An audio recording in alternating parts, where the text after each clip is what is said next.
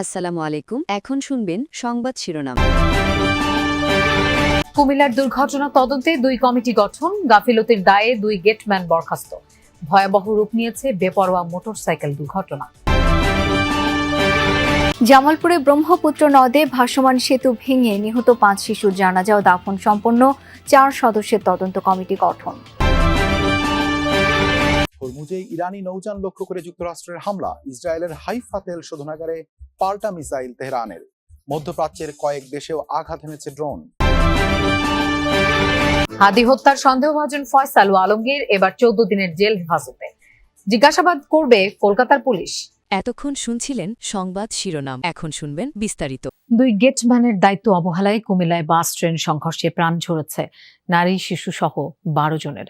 দুর্ঘটনার কারণ অনুসন্ধানে 2টি তদন্ত কমিটি গঠন করেছে জেলা প্রশাসন ও রেলওয়ে বিভাগ। দায়িত্ব অবহেলার দায়ে 2 গেটম্যানকে চাকরি থেকে অব্যাহতি দেওয়া হয়েছে। নিহতদের পরিবারকে 1 লাখ টাকা করে সহায়তার আশ্বাস দিয়েছেন রেল প্রতিমন্ত্রী। রাত 2:45 বিকট শব্দে ঘুম ভাঙে ঈদে ঘরমুখো ট্রেন যাত্রীদের। কিছু বুঝে ওঠার আগেই চাঁপাইনবাবগঞ্জ থেকে ছেড়ে আসা মামুন স্পেশাল নামের যাত্রীবাহী বাসটিকে অন্তত 1 কিলোমিটার দূরে নিয়ে গিয়ে থামে ঢাকা মেল ট্রেন। এই ঘটনায় বাসে থাকা যাত্রীদের মধ্যে 12 জনের মৃত্যু হয়, আহত হয় অন্তত 10 জন। স্বজন হারানো পরিবারগুলোর আহাজারিতে ভারী হয়ে উঠেছে পুরো পরিবেশ। দেখে যে ট্রেনে টেনে নিয়ে আসছে অনেক দূর, প্রায় 1 কিলোর মতো। তখন চেঞ্জ ফিরে আসলে তখন দেখে যে সামনের পাশে একবারে সে দল দুবড়ে বসছে, একাকার হয়ে গেছে। স্থানীয়দের অভিযোগ, নিরাপত্তা ব্যবস্থা দুর্বল থাকলেও তা নিয়ে কোনো কার্যকর পদক্ষেপ নেয়নি সংশ্লিষ্ট কর্তৃপক্ষ। আর সেই অবহেলার খেসারতেই দিতে হলো নিরীহ যাত্রীদের। লাইনম্যান যে রেলের ইয়েটা ফালাবে, ঠিক আছে, ওটা আপনি ফালাই নাই, উনি ঘুমাইতেছিল হয়তো বা, পুরোটা দায়ী হইছে উনি। আমরা ট্রেনেতে রানি ট্রেনেতে ফ্লাই নামছি, নামার পরে দেখলাম বাসটার সামনে। দুর্ঘটনার পরপরই 999-এ ফোন পেয়ে দ্রুত উদ্ধার কাজে নামে ফায়ার সার্ভিস ও সিভিল ডিফেন্স। আহতদের উদ্ধার করে নেওয়া হয় হাসপাতালে। রোগীগুলো আসা শুরু করে অ্যারাউন্ড 4টা নাগাদ। তো তখন অন স্পট আমরা যে রোগীগুলা দেখতে পাই, এর মধ্যে প্রায় টোটাল 12 জন আমরা নিহত পাই। বাসটা হলো মামুন পরিবহন, এটা চাঁপাইনবাবগঞ্জ নোয়াখালীর উদ্দেশ্যে যাচ্ছে, এই আমাদের বিশ্ব রোডের মেইন রোডের মুখোমুখি। এবং ট্রেনটা হলো ঢাকা মেল, কিন্তু চট্টগ্রাম থেকে ঢাকামুখী, ঠিক আছে। যেভাবে রাস্তা ফ্লাশ ক্রসিং হয়েছে, আমার যতটুকু ধারণা খুব দ্রুত কি ট্রেনটা যাচ্ছে। এদিকে দুর্ঘটনার কারণ অনুসন্ধানে 2টি পৃথক তদন্ত কমিটি গঠন করেছে বাংলাদেশ রেলওয়ে ও জেলা প্রশাসন। রেলওয়ে যিনি কর্মকর্তা রয়েছেন আমাদের ঊর্ধ্বতন মিনিস্ট্রিতে, তাদেরকে জানানো হয়েছে, তারা সেখান থেকে এটি খোঁজ খবর নিয়ে তাদের তদন্ত কমিটি গঠন করেছে। 2 জন গার্ডের অবহেলার কারণে এই ঘটনাটি ঘটেছে, তাদেরকে বরখাস্ত করা হয়েছে।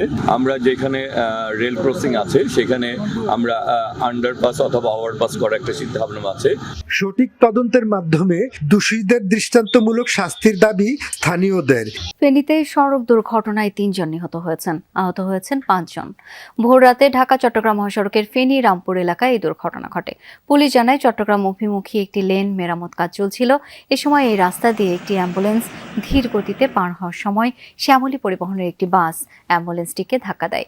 এই ঘটনায় বাস অ্যাম্বুলেন্স চালকের কথা কাটাকাটি শুরু হলে সড়কে যানবাহনে জটলা তৈরি হয়। একই সময়ে বেপরোয়া গতিতে আসা দোয়েল পরিবহনের একটি বাস জটলার মধ্যে ঢুকে গেলে এক মোটরসাইকেল আরোহী, দোয়েল পরিবহনের সুপারভাইজার ও বাসের এক যাত্রী নিহত হন। আহত হন 5 জন। তাদের উদ্ধার করে হাসপাতালে নেয় পুলিশ।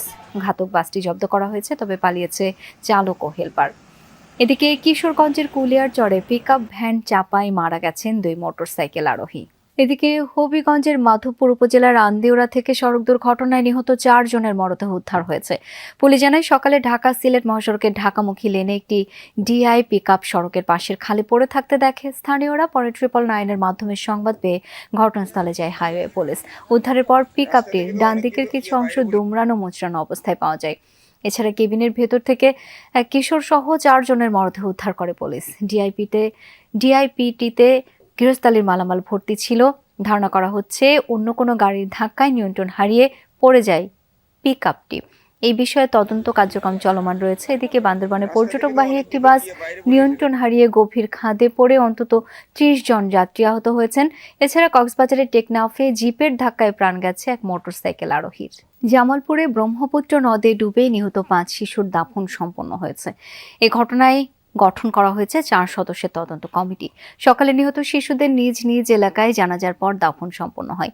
এর আগে শনিবার বিকেলে দেওয়ানগঞ্জ থানার সামনে ব্রহ্মপুত্র নদের উপর ভাসমান সেতুতে অতিরিক্ত ভিড় জমে এক পর্যায়ে অতিরিক্ত চাপ সহ্য করতে না পেরে সেতুটি ভেঙে গেলে অনেকেই নদে পড়ে যায়। বেশিরভাগ মানুষ সাঁতরে তীরে উঠতে পারলেও কয়েকজন শিশু নিখোঁজ হয়।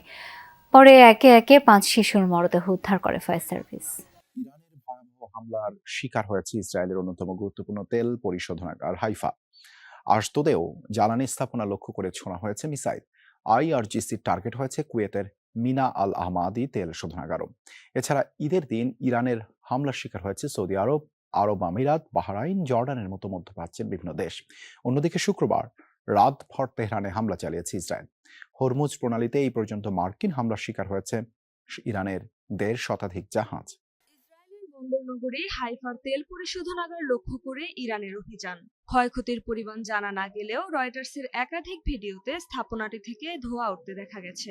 বৃহস্পতিবার যুদ্ধ শুরুর পর 66 দফায় ইসরায়েলের হাইফা ও আশদোদে জ্বালানি স্থাপনা টার্গেট করে ক্ষেপণাস্ত্র ছোড়ে আইআরজিসি। প্রয়াত হিজবুল্লাহ প্রধান হাসান নাসারাল্লাহর নামানুসারে তৈরিকৃত নতুন মিসাইল দিয়ে চালানো হয় এসব হামলা। জেরুজালেম সহ উত্তর ও দক্ষিণ ইসরায়েলেও হামলা চালায় ইরান। তেহরানের হামলায় ভয়াবহ অগ্নিকাণ্ডের শিকার হয়েছে কুয়েতের মিনা আল আহমাদি তেল শোধনাগার। শুক্রবার ভোরে ড্রোন হামলার পর আগুন ধরে যায় স্থাপনাটির বেশ কয়েকটি ইউনিটে। এছাড়া বন্ধ করে দেয়া হয় অনেকগুলো ইউনিট।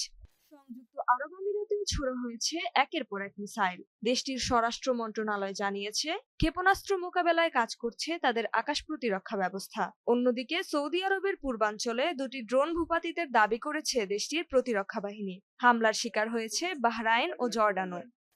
চলছে যৌথ বাহিনীর মুহুর্মুহু হামলা। শুক্রবার ভোররাতে তেহরানে 4 থেকে 5 দফায় বিমান হামলা চালিয়েছে আইডিএফ। বিশেষ করে শহরের পূর্ব দিকে চালানো হয় জোরালো হামলা। এছাড়া আক্রমণের শিকার হয়েছে পশ্চিমের কারাজ, দক্ষিণের কেরমান এবং হরমুজগান প্রদেশ। আইআরজিসির একাধিক নৌযানে হামলা চালিয়েছে যুক্তরাষ্ট্র। ইনকিলাব মঞ্চের নেতা ওসমান হাদি ছিলেন জঙ্গি, তার হত্যাকাণ্ড বিএনপি জামায়াতের চাল। গণমাধ্যমের কাছে এমন মন্তব্য করেছেন হাদি হত্যাকাণ্ডের প্রধান সন্দেহভাজন ফয়সাল করিম।